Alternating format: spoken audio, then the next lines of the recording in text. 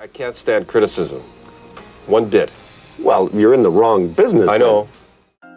Who knew that being a Hollywood celebrity came with a hidden racist past?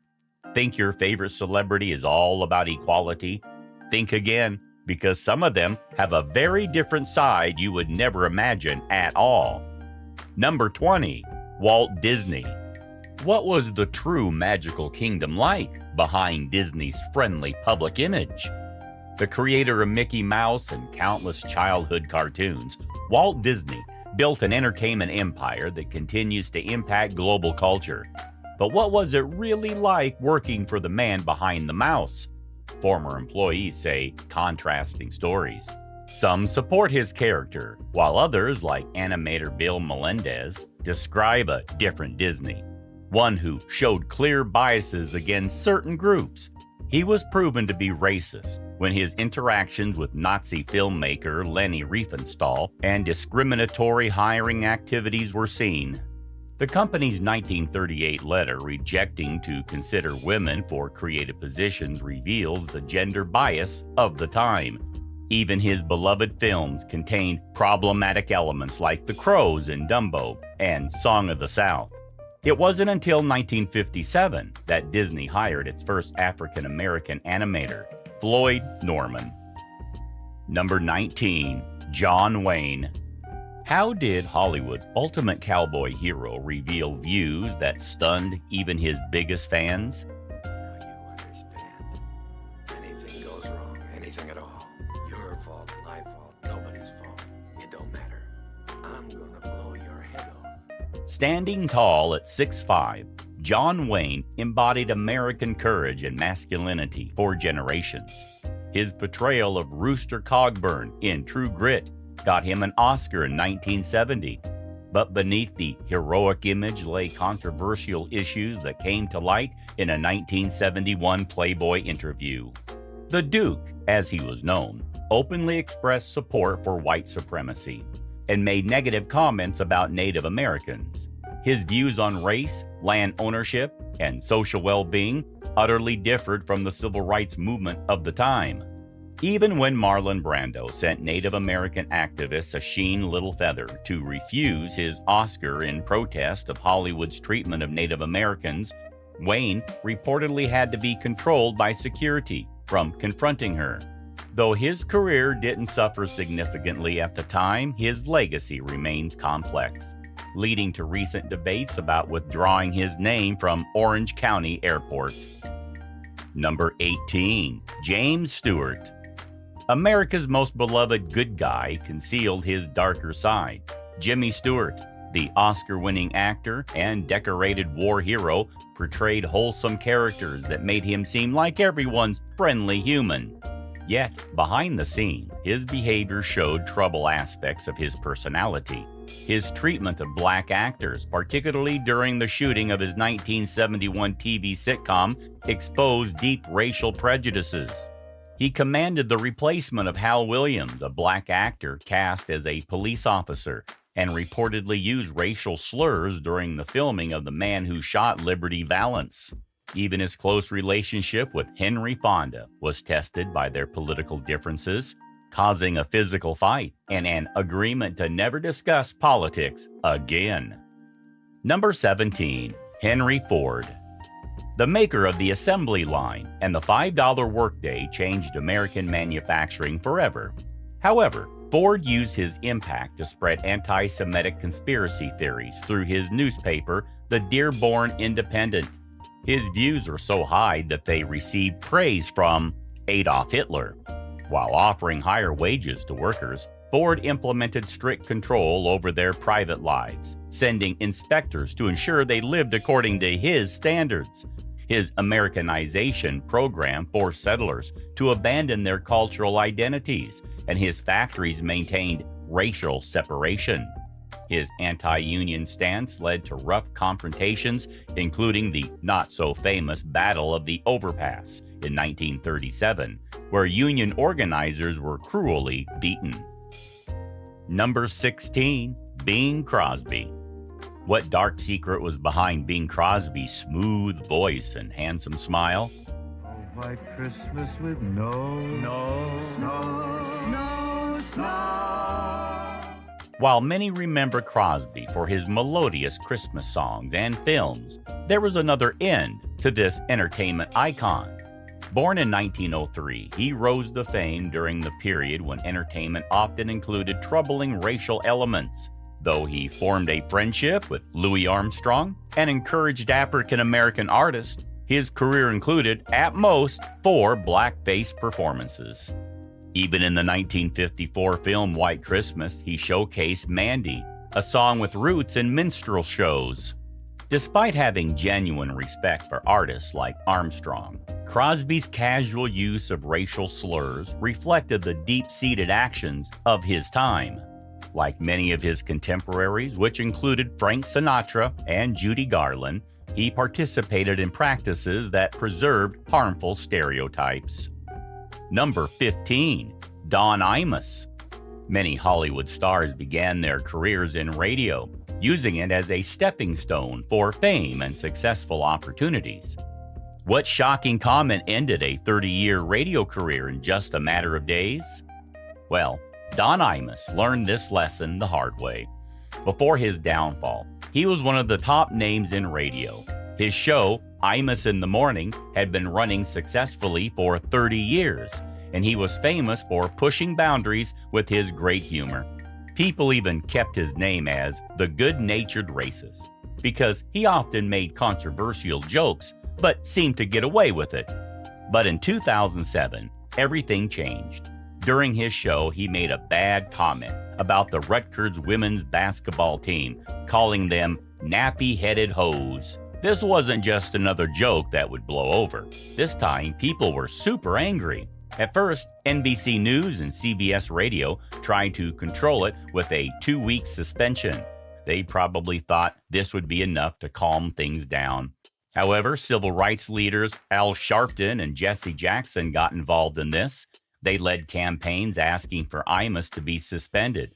The pressure kept building until both networks had no choice but to fire him permanently. It was shocking how quickly this happened. One day he was a radio king, and the next day he was out of a job. But here's the twist. Imus wasn't done yet. Less than a year later, he somehow managed to get back on the radio with a new show on WABC. He brought in a new cast and tried to start over. He kept airing until he died in 2019 at age 79. Imus in the Morning has passed away at the age of 79. The cause of his death has not been revealed, but a family representative confirms to CNN that he had been in the hospital since Christmas Eve. His story shows how a single moment of racism can destroy decades of someone's success, but also how some people still manage to find second chances in the entertainment industry. Number 14. Paula Deen. Before 2013, Paula was everyone's favorite Southern cook on TV. People loved her pretty smile, her butter-loving cooking recipes, and her warm personality. She had cooking shows in restaurants. Everything was perfect until it wasn't.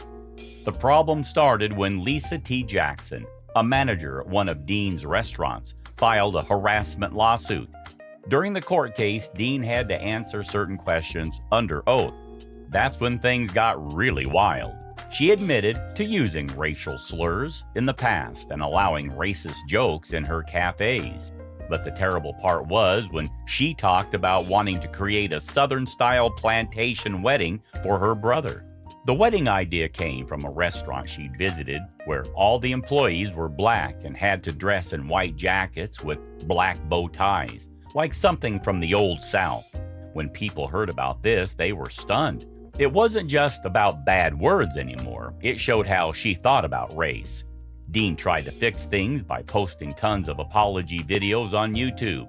She said things like, color of your skin, your religion, your sexual preferences does not matter. But people needed to trust it. They felt like she was only apologetic because she got caught, not because she understood why her actions were wrong. If you think she made the most dreadful comment on racism, wait until you hear the next one. Number 13. Anthony Cumia. What Times Square photo session led to the downfall of a radio shock jock? Sometimes a simple photo can end everything. Just ask Anthony Cumia. He was half of the very famous radio team Opie and Anthony, and they'd been making people laugh for almost 20 years. Their show was doing really well on Sirius XM, where they'd been since 2004. They were known for pushing different boundaries and saying outrageous things, but they usually knew where to draw the line. Then came that day in Times Square in 2014. Cumia was taking pictures, something he liked to do just as a hobby. According to him, a woman accidentally got in his photo frame. He said she got angry about being photographed and attacked him out of the blue. But what happened next was entirely his choice, and it was surely the wrong one. Instead of handling it calmly and professionally, Cumia went on a racist rant on Twitter. He called the woman a savage and started making bad comments about black people and violence. He probably thought his tweets would disappear into the internet, but someone at Gawker saved them all. This wasn't the first time Cumia had been in chaos. The show had dealt with several controversies before, but this time was different. His tweets were so clearly racist that Sirius XM couldn't ignore them. They said his act was wholly inconsistent with what Sirius XM represents. In other words, they couldn't have someone so openly give racist views on their platform. They suspended him, ending a partnership that had lasted a decade. Just like that, some angry tweets destroyed years of his success. It shows how social media can be extremely dangerous. When you're angry and have a platform, one bad moment can erase years of career building. Number 12, Roseanne Barr. This is a story about how success can vanish in just 280 characters. In 2018, Roseanne Barr was on top of the world. Her show Roseanne had just come back to television after being off the air for more than 20 years. And guess what? People loved it. The show's return was huge. It got ABC's biggest ratings in over 10 years. Everyone was talking about how great it was to have Roseanne back. But late one night, Roseanne made a very bad decision. She went on Twitter and posted something racist about Valerie Jarrett, who used to work for President Obama. She compared Jarrett, a woman of color, to a character from Planet of the Apes. The tweet was so horrifying that people couldn't believe what they were reading. ABC didn't even wait around to see what would happen next. Even though the show was making them lots of dollars, and they'd already planned another season, they canceled it right away. Just like that, hundreds of people lost their jobs because of a single person's racist tweet. Roseanne tried really hard to fix things. She tweeted several sorry comments and blamed her behavior on taking Ambien, a sleeping medicine. But then she did something that made people doubt if she was really sorry. She got angry at her co-worker, Sarah Gilbert, and Michael Fishman when they said her racist tweet was wrong. What possible excuse have you got for why you did this? Why you did such an egregious, unforgivable thing? And I said, I have no excuse. And then I just said, let me go on The View tomorrow and explain that and apologize that, I've made a mistake. Number 11, Megyn Kelly. Megyn Kelly was a top name in television, so big that NBC paid her $69 million to join them. But she already had a history of saying controversial stuff about race. Remember when she insisted Santa Claus could only be white? That should have been a total warning sign.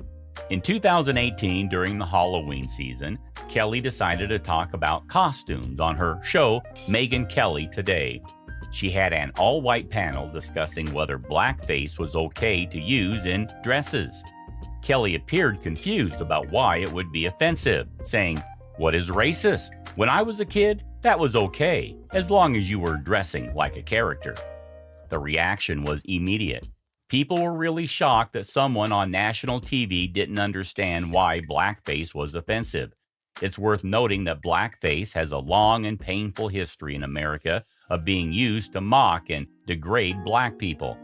Kelly tried to fix things in two different ways. First, she sent an email to NBC staff saying she'd never been a PC type of person. Then she went on the air the next day to apologize and strangely got over with a standing ovation. But NBC had seen enough. I want to begin with two words. I'm sorry. They started by replacing her show with reruns, and then they canceled it completely. Number 10, Don Cherry. How did a mere comment about a Veterans Day poppy bring an end to the career of an iconic hockey commentator? I'll tell you one thing, he was a better hockey player. He's a good hockey player now, a better hockey player when he was 18. It's fascinating how being extremely famous in Canada can give you the freedom to say almost anything and everything for 40 years and still get away with it. That was Don Cherry. He was like the grandfather of hockey commentary, known for his loud outfits and even louder opinions. People expected him to be controversial, but it was part of his charm. But in 2019, during a shot called Coach's Corner, Cherry went too far. He was talking about Remembrance Day like Veterans Day in America and the red poppies people wear to honor veterans. He noticed that in Toronto, where many settlers live, he didn't see many people wearing poppies. Instead of just supporting everyone to wear poppies, he said something that hurt a lot of people's feelings. He said, "You people love your way of life, love your milk and honey. At least you could pay a couple of bucks for poppies." The phrase, "you people," was clearly aimed at new immigrants, and it hit a nerve. This wasn't Cherry's first time making such controversial comments. He criticized Colin Kaepernick for kneeling down during the national anthem. He made fun of European hockey players for years. Back in 1990, he even protested about immigrants taking jobs, but this time was different.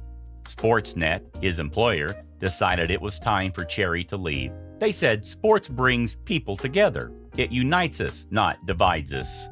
I can't stand criticism. One bit. Well, you're in the wrong business. I know, but I can't stand criticism. Number 9, Walter Brennan.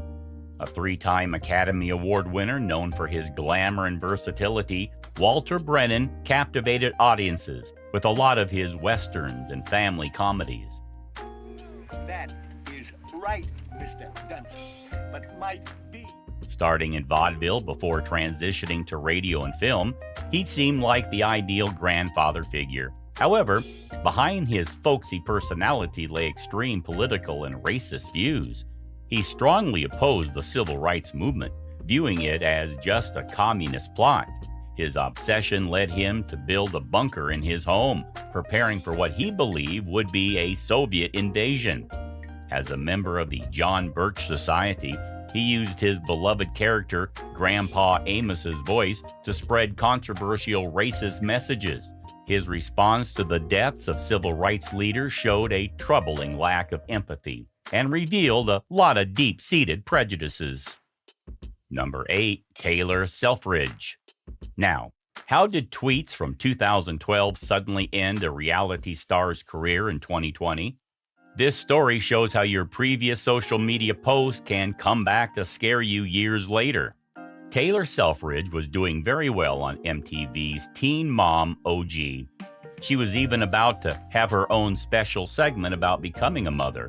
But then something from her past surfaced, which were the tweets she'd written in 2012 and 2013. These weren't just any other tweets, but they were clearly racist, including one where she wrote that she wouldn't greet black customers at work because they scared her. Now here's the twist. MTV knew about these tweets already. They'd even shown another cast member, Cheyenne Floyd, confronting Selfridge about them on the show. But in 2020, with the Black Lives Matter movement growing stronger and stronger, MTV decided they needed to take stronger action. They pulled back Selfridge's special right before it was supposed to air and ended their relationship with her completely. They said they strongly condemn systematic racism. Selfridge tried to lie about the story by saying it was her choice to leave. She posted on Instagram saying she didn't think reality TV was good for her anymore. She also criticized MTV, saying they had double standards about what behavior they allowed from different people. Number 7, Abby Lee Miller. Now, what do you think caused the dance instructor's virtual show to be canceled before it began? Well, here's a story about how trying to support a cause can backfire when your previous actions don't match your current message. Abby Lee Miller was very famous for being the tough and rough dance teacher on Dance Moms for 8 seasons. She was so popular that Lifetime planned to give her a new show called Abby's Virtual Dance-Off. In 2020, during the Black Lives Matter protest, Miller did what many celebs were doing. She posted a black square on Instagram to show her support. But this simple act opened a flood of memories for her former dance students and their families.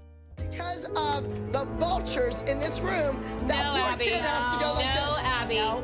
And you know what? You know who creates the vultures? It's you. Because you try to turn... Adriana Smith, whose daughter Cameron was on the show, couldn't stay silent. She shared a painful story about how Miller had once said to her, "I know you grew up in the hood with only a box of 8 crayons, but I grew up in the country club with a box of 64. Don't be stupid." This comment portrayed how Miller looked down on people based on their background and race. Lifetime, the TV network, took these allegations seriously. They didn't just suspend Miller's upcoming virtual show, but they cut all ties with her. It was a powerful reminder that posting a black square doesn't make up for years of racist behavior she has had. Miller later apologized on Instagram, but for many, it was too little, or maybe a little too late. Number 6, Hartley Sawyer. Sometimes your past holds on to you when you least expect it. Hartley Sawyer was living the dream. He played a superhero called Ralph Dibny on The Flash for 3 whole seasons. Fans loved him, and his career was going great. Then someone found his old Twitter account. The tweets they found were truly shocking. In one, he had joked about making racist tweets, saying that the only thing stopping him was that Al Sharpton would never stop complaining about me. There were other offensive comments too, and even though he'd written them before joining The Flash, they were still his words. When these tweets came to light, Sawyer tried to apologize. He went on Instagram and said he was apologetic, trying to explain that he'd changed since writing those things. Just about equality. And that's what that means to me. It's about being equal and having the same opportunities, the same representation. But the CW, the network that makes The Flash, had a clear policy. They don't accept any kind of racist or discriminatory behavior. The company didn't even hesitate. They announced that Sawyer wouldn't be there for season 7 of The Flash. They made a really strong statement saying they do not tolerate derogatory remarks that target any race, ethnicity, national origin, gender, or orientation. Number 5, Lea Michele. A tweet of support backfires so smoothly. This is a story of how showing support for Black Lives Matter led to someone's own racism history being exposed. In May 2020, Lea Michele, who was known for playing Rachel Berry on Glee, tweeted about being shocked and sad by George Floyd's death and supporting Black Lives Matter.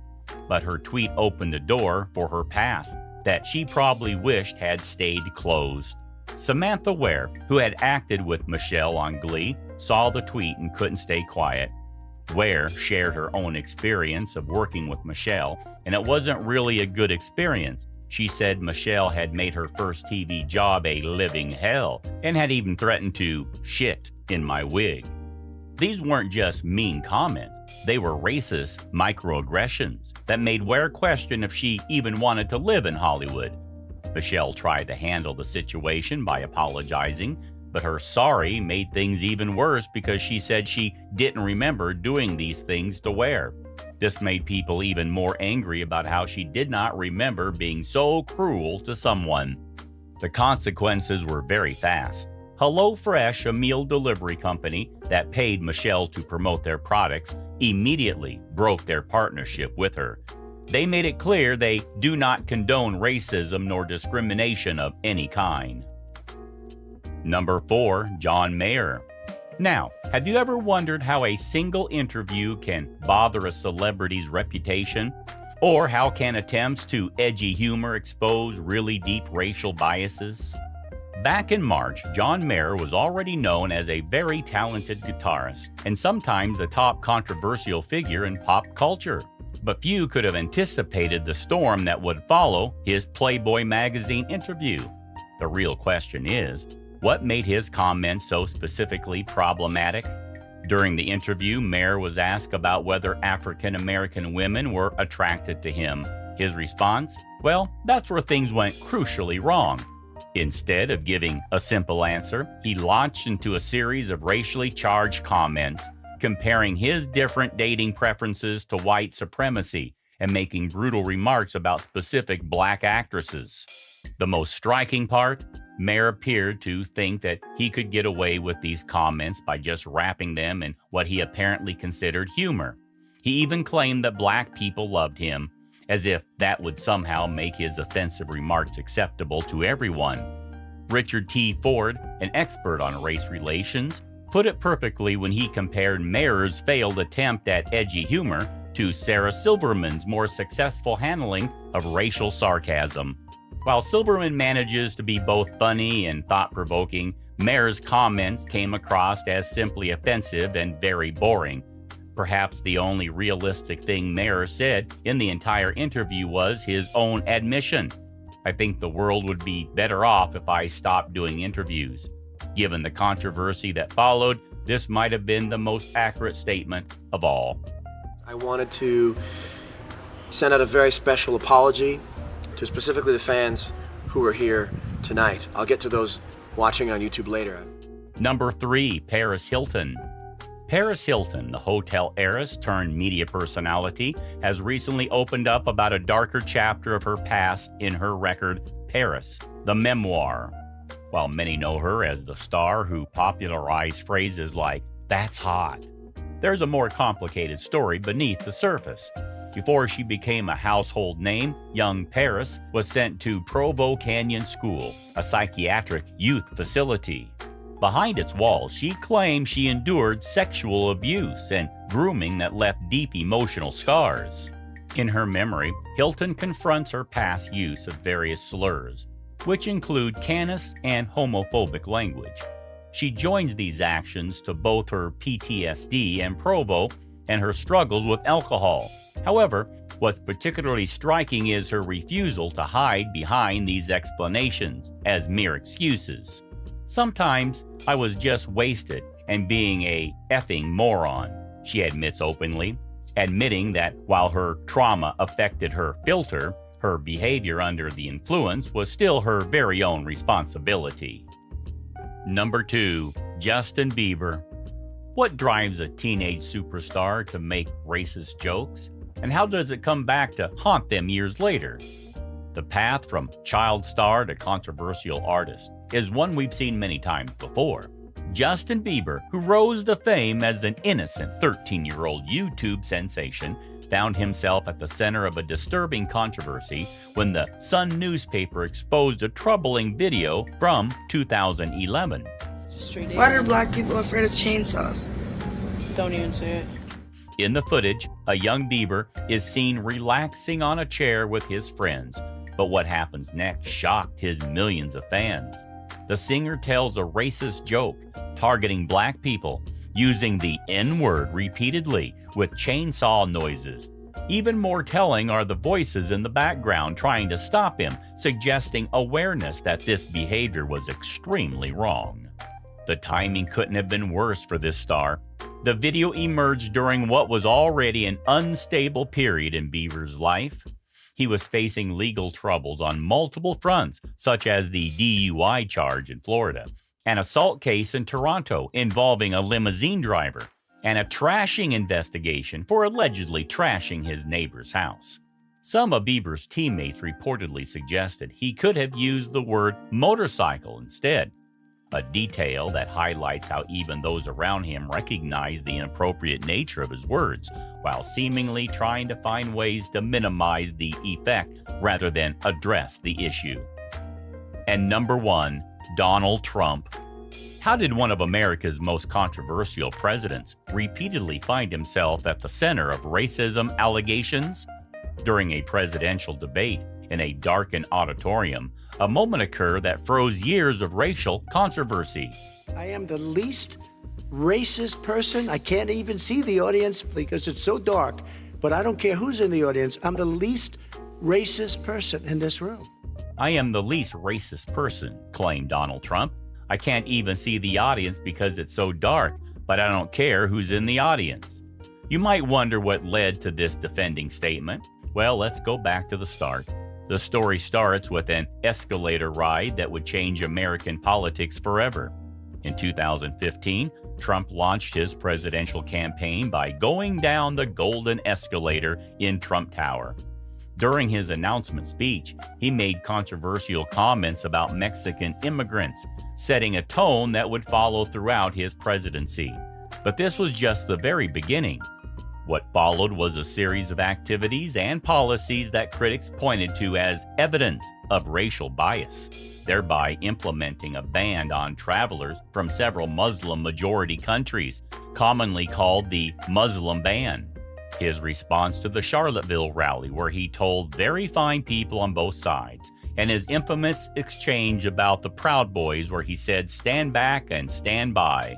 His communication style was compared to a dog whistle about as big as a foghorn, meaning his messages, while sometimes seemingly innocent on the surface, were interpreted by many as containing coded racist messages. Despite repeatedly claiming to be the least racist person, Trump's presidency was marked by his policies and statements that many saw as racial tensions. From his comments about S-hole countries to his criticism of Black Lives Matter protesters, his words and actions predominantly sparked debate about racism in American politics. The pattern deeply led critics to argue that he pours fuel on every single racist fire. And that's a wrap, guys. Thanks for watching. Hit that like button if you loved our video and comment your views in our comment section. Don't forget to subscribe to our channel so that you never miss any updates from us. Take care.